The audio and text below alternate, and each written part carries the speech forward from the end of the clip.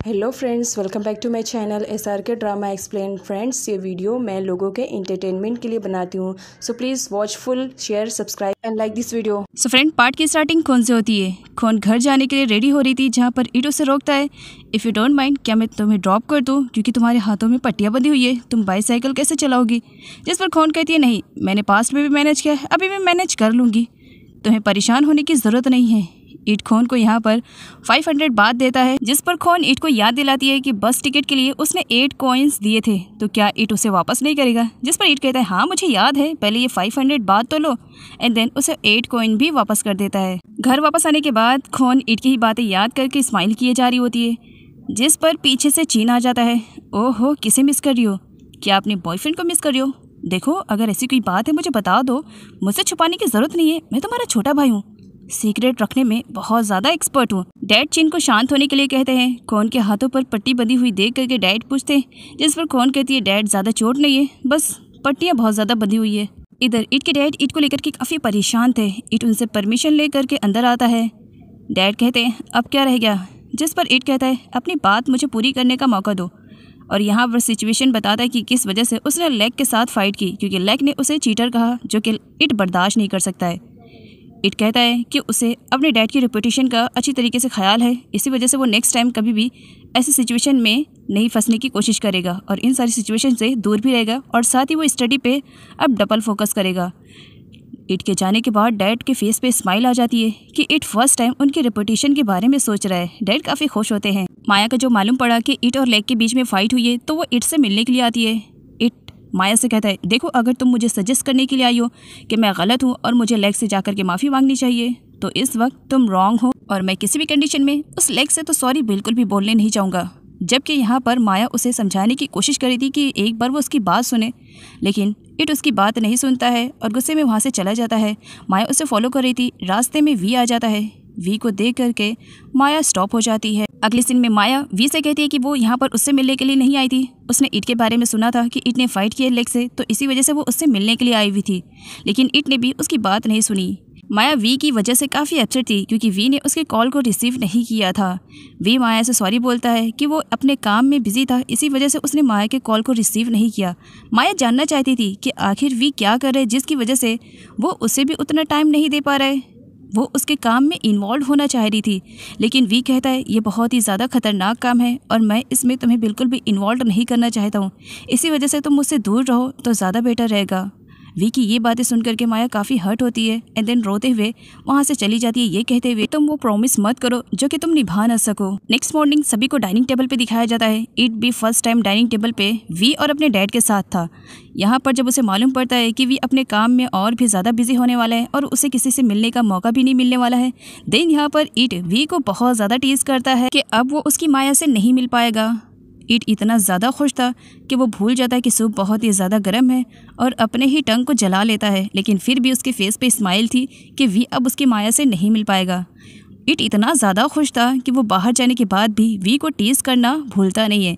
वो माया के पास कॉल करता है और उसे बोलता है कि आफ्टर स्कूल वो दोनों कैंटीन में जाएंगे खाना खाने के लिए। इधर लेग अपनी चोट को देख करके ईट पर गुस्सा कर रहा था, तभी उसका फ्रेंड आता है, जहाँ पर लेग कहता है, उस ईट को तो मैं छोड़ूंगा नहीं, लेकिन अभी मेरा कंसंट्रेशन मेरी माया पे होना चाहिए, मुझे माया को किसी भी कंडीशन में अपनी गर्लफ्रेंड बनाना है।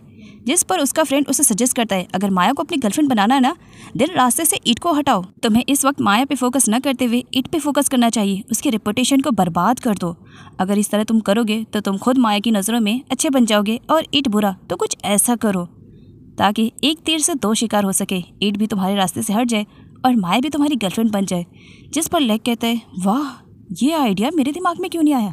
माया स्कूल आती है, उसके सारे फैंस उसके साथ फ़ोटो क्लिक करवाने लगते हैं। यहाँ पर ईट माया से कहता है कि वो दोनों लड़कियाँ कितनी ज़्यादा खूबसूरत दिख रही थी। जिस पर माया कहती है, हाँ तो दोनों में से किसी एक को पटा लो, जाओ यहाँ से, मेरा दिमाग ख़राब मत करो। जिस पर ईट कहता है, मैं तो मजाक कर रहा था। यहाँ पर माया ईट से सही तरीके से बात नहीं कर रही थी, क्योंकि कल ईट ने माया से बहुत ही ज़्यादा रूडली तरीके से बात की। तब यहाँ पर ईट माया से सॉरी कहता है, मेरा इंटेंशन तुम्हें हर्ट करना नहीं था, मैंने इस वजह से ये किया क्योंकि मुझे ऐसा लगा कि तुम आई हो ये कहने के लिए कि मुझे लेग से सॉरी बोलना चाहिए। जिस पर माया कहती है, एटलीस्ट मेरी पूरी बात तो सुन लेते। उसके बाद फिर कहते हैं, मैं ये नहीं कहने के लिए आई थी कि तुम लेग से जाकर के सॉरी बोलो, मैं तो ये जानने के लिए आई थी कि फाइटिंग के बीच में कहीं तुम्हें चोट तो नहीं लगी। खैर यहाँ पे ईट माफ़ी मांगता है और माया उसकी सॉरी को एक्सेप्ट कर लेती है। दोनों एक दूसरे के साथ जब फन कर रहे होते हैं तब वहाँ पर खोन की एंट्री हो जाती है। दोनों को इस तरह से देख करके खोन को अजीब सी फीलिंग होती है।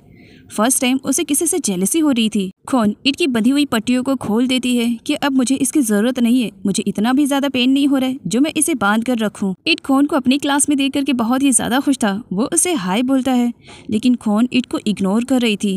ईट नोटिस करता है कि वो बार बार हाय बोल रहा है और खोन कोई भी आंसर रिप्लाई नहीं कर रही है। आखिर वो उसे इग्नोर क्यों कर रही है? अब उससे क्या मिस्टेक हो गई है? खोन एज अ असिस्टेंट टीचर बन करके एक बार फिर से ईट के क्लास में आई हुई थी। अगले सीन में वी को दिखाया जाता है। वी ने माया को हर्ट किया है। माया के बारे में याद करके उसे बहुत ही ज़्यादा बुरा लगता है क्योंकि पास्ट में वी ने माया से कहा था कि वो हर वक्त उसके साथ रहेगा, जबकि माया भी ऐसा चाहती थी और साथ ही वी ने ही मना कर दिया था कि माया उसके मैटर में इंटरफेयर न करे और दूर रहे। वी ने ऐसा इस वजह से किया क्योंकि वो माया की जान को खतरे में नहीं डाल सकता था। इधर लेक और उसका फ्रेंड दोनों ही ईट की जासूसी करने पर निकल आते हैं। जासूसी करते करते वो ईट के स्कूल में भी पहुंच जाते हैं कि आखिर वो ऐसा क्या करे जिसकी वजह से ईट की रेपुटेशन बर्बाद हो जाए और माया भी उसके लाइफ से दूर हो जाए। क्लास फिनिश होने के बाद खोन ईट और माया को उनकी स्टडी के रिलेटेड एक्सप्लेनेशन कर रही थी एंड समझा रही थी। बट यहाँ पर ईट कंफ्यूज था कि आखिर उससे क्या मिस्टेक हो गई है जिसकी वजह से खोन उससे सही तरीके से बात नहीं करी है। वो कई बार खोन से बात करने की भी कोशिश कर रहा था लेकिन खोन उसे इग्नोर कर रही थी। साथ ही वो ईट से कहती है कि उसे अपनी स्टडी पे फोकस करना चाहिए बिकॉज कुछ ही टाइम में एग्जाम आने वाला है और उसे एग्जाम में पास होना है। लेक का फ्रेंड ईट, खोन और माया तीनों की जासूसी करके वापस आता है और लेक से कहता है कि अगर उसे ईट को बर्बाद करना है तो उसे ईट की टीचर पर फोकस करना चाहिए। अगर ईट की टीचर को उन लोगों ने किडनैप कर लिया तो ईट एग्जाम में सही तरीके से पास नहीं हो पाएगा एंड देन उसकी रेपुटेशन खराब होगी और उसके डैड भी उस पर भड़केंगे। लेक को आइडिया बहुत ही ज़्यादा पसंद आता है। ईट खोन से रीज़न पूछता है मुझसे क्या मिस्टेक हो गई है जिसकी वजह से तुम मुझसे बात नहीं कर रही हो। खोन उसे स्टडी पे फोकस करने के लिए कहती है। माया वहाँ से जाने लगती है इंपॉर्टेंट कॉल आने की वजह से, जिस पर ईट कहता है एक काम करो मैं भी तुम्हारे साथ चल रहा हूँ, मैं तुम्हें घर पर ड्रॉप कर दूंगा। खोन के डैड खोन से पूछते हैं क्या बात है, किसने तुम्हें हर्ट किया है? जिस पर खोन कहती है मैं बहुत बुरी तरीके से हर्ट हुई हूँ, लेकिन मुझे हर्ट कौन किया, किस वजह से हुई हूँ, ये रीज़न मुझे नहीं समझ में आ रहा डैड। जिस पर चिन कहता है देखा डैड मैं सच कह रहा हूँ, ज़रूर इसके पास बॉयफ्रेंड है और ये हम लोगों से छुपा रही है। जिस पर खोन कहती है तुम फिर से शुरू हो गए हो, अगर मेरी थप्पड़ नहीं खाना चाहते हो देन यहाँ से चले जाओ। चिन नहीं जाता है। चिन खोन से कहता है तुम्हारी इस वक्त जो सिचुएशन है ना सेम मेरी तब हुई थी जब मैंने माया के साथ ओजी को देखा था, मुझे बहुत ही ज़्यादा बुरा लगा था। मैं सच में कह रहा हूँ जिस तरह तुम हर्ट हुई हो ना सेम वैसी सिचुएशन मेरी थी। सच बताओ तुम्हारे पास कोई बॉयफ्रेंड है या नहीं है? जिस पर डैड चिन की अच्छी वाली क्लास लेते हैं तुम चुप रहोगे या बस यूं ही बोलते जाओगे और मेरी थप्पड़ खाते जाओगे। वी को अपने स्पाई के थ्रू मालूम पड़ा है कि एरिया में आज ड्रग डीलिंग होने वाली है, तो वी वहां पर पहुंचा हुआ था। वी देखता है कि सच में 2 बंदे वहां पर आए हुए हैं जो कि ड्रग डीलिंग का काम कर रहे हैं। सही टाइम पर वी उन्हें अरेस्ट करता, उससे पहले उसमें से एक तो भाग जाता है लेकिन दूसरा वी को शूट कर देता है। शोल्डर पे गोली लगने की वजह से वी उस बंदे को नहीं पकड़ पाता है और वो बंदा वहाँ से भाग जाता है। वी खुद में ही बहुत ज़्यादा अपसेट फील कर रहा था कि वो उन ड्रग डीलर को नहीं पकड़ पाया। नेक्स्ट सीन में लेक के फ्रेंड को दिखाया जाता है जो कि बहुत ही ज़्यादा डरा हुआ था। लेक उससे पूछता है क्या बात है तुम इस तरीके से इतनी बुरी तरीके से क्यों डरे हुए हो, क्या फिर से तुमने वो सारे काम को स्टार्ट कर दिया है? जिस पर लेक का फ्रेंड कहता है नहीं, मैं भला वो सब काम कैसे स्टार्ट कर सकता हूँ, पिछले 3 महीनों से मैंने ऐसा कुछ भी नहीं किया है।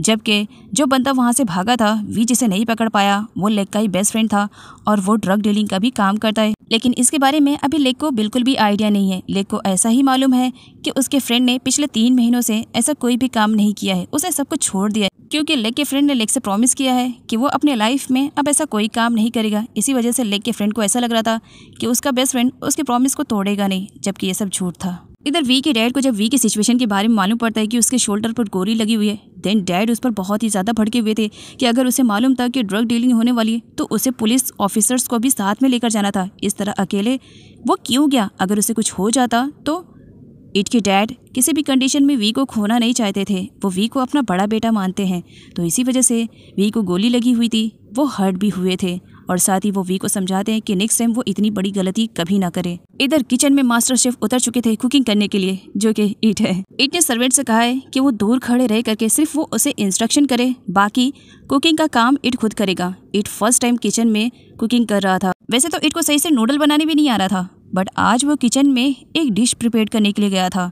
ईट बहुत ही ज़्यादा खुश था, लेकिन यहाँ पर सर्वेंट डरी हुई थी कि कहीं ईट कोई गलती ना कर दे, और सर्वेंट का डरना भी सही था। कुछ टाइम के बाद ईट अपनी ही डिश में आग लगा देता है और उसे लग रहा था कि उसने जबरदस्त वाला तड़का लगाया है। सर्वेंट डरी हुई थी कि कहीं आग घर में ना फैल जाए। ईट सर्वेंट की तरफ देखते हुए स्माइल करता है और अपने आप को मास्टर शेफ बताता है और वेजिटेबल कट करने के लिए चला जाता है।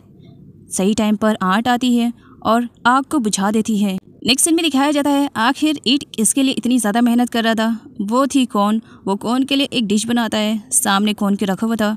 कॉर्न कहती है ये क्या है? ईट कहता है डिलीशियस डिश है, मैंने तुम्हारे लिए बनाया है, स्पेशली अपने हाथों से, टेस्ट करो और बताओ कैसा लग रहा है। जिस पर कॉर्न कहती है क्या तुम मुझे ये पॉइजन खिला करके मारना चाहते हो? जिस पर ईट कहता है क्या ये फूड तुम्हें पॉइजन लग रहा है? अरे टेस्ट तो करो, बहुत ही ज़्यादा डिलीशियस बना है। जिस पर कॉर्न कहती है ये खाने से बेटर रहेगा कि मैं पॉइजन ना खा लूँ, और वैसे भी अगर मुझे कुछ खाना रहेगा मैं अपने हाथों से बना लूँगी और खा लूँगी। चलो स्टडी के लिए कहकर वहाँ से चली जाती है। जिस पर ईट अपने आप में ही बड़बड़ाता है हाँ ये पॉइजन है। आंट कहती है वैसे पॉइजन इसे तो नहीं कह सकते, लेकिन पॉइजन से भी ज़्यादा हार्ड लग रहा है मुझे, एक काम करो मैं इसे फेंक देती हूँ। जिस पर ईट कहता है हाँ नहीं, इसे फेंकने की ज़रूरत नहीं है, मैंने फर्स्ट टाइम कुछ ट्राई किया है, मैं खाऊंगा, बहुत ही ज़्यादा टेस्टी होगा। और जब यहाँ पर ईट खाना स्टार्ट करता है देन उसे रियलाइज़ होता है कि सच में ये पॉइजन तो नहीं है, लेकिन किसी पॉइजन से कम नहीं है। उसमें सॉल्ट, चिली और बहुत सारे इंग्रेडिएंट्स बहुत ज़्यादा थे। जिस पर उसका कहना था अच्छा वह कौन ने नहीं खाया, वरना वो और ज़्यादा मेरी इंसल्ट करती। अगले दिन में ईट कॉर्न के पास स्टडी के लिए आया हुआ था। वो कॉर्न से पूछता है कि उसके डैड उसे कितनी सैलरी देते हैं। जिस पर कॉर्न कहती है क्यों, तुम क्यों पूछ रहे, तुम्हारे डैड है, तुम्हें तो मालूम होगा। जिस पर ईट कहता है हाँ मुझे मालूम है। यहाँ पर ईट कॉर्न से कहता है कि उसे एग्जाम में पास होने के लिए कोई टिप्स एंड ट्रिक कॉर्न उसे लिख के दे, और बदले में ईट उसे उसके डैड से भी डबल अमाउंट उसे डोनेट करेगा। डोनेट का नाम सुनते ही कॉर्न को बहुत ही ज़्यादा बुरा लगता है और वो ईट को अच्छा वाला सुना करके गुस्से में वहाँ से चली जाती है। इवन वो तो अपने बुक्स को भी नहीं लेकर जाती है गुस्से की वजह से। उसके जाने के बाद ईट कहता है मैंने कौन सा गलत बोल दिया, बस मुझे टिप्स एंड ट्रिक्स ही तो लिख कर देने थे। बाद में ईट को कॉर्न की नोटबुक से वो सारे ट्रिक्स एंड टिप्स मिल जाती है जो कि ईट डिमांड कर रहा था। कॉर्न ने पहले से ही तैयारी करके रखी हुई थी क्योंकि वो ईट को अच्छे मार्क्स से पास करवाना चाह रही थी, जिसकी वजह से ईट को बहुत ही ज़्यादा बुरा लगता है कि उसने कॉर्न को सही तरीके से समझा नहीं और ये सब कह दिया। कॉर्न अपने घर जा रही थी जहाँ पर रास्ते में 4 गुंडे आते हैं जिन्होंने अपने फेस को कवर करके रखा हुआ था मास्क से। वो पूछते कि क्या वो ईट की ट्यूशन टीचर है। जिस पर कॉर्न कहती है हाँ मैं ईट की ट्यूशन टीचर हूँ, लेकिन हाँ मैं तुम लोगों को ट्यूशन नहीं पढ़ाने वाली हूँ। जिस पर वो चारों हंसने लगते हैं हम तुमसे ट्यूशन पढ़ने नहीं आए बल्कि तुम्हें किडनैप करने के लिए आए हैं।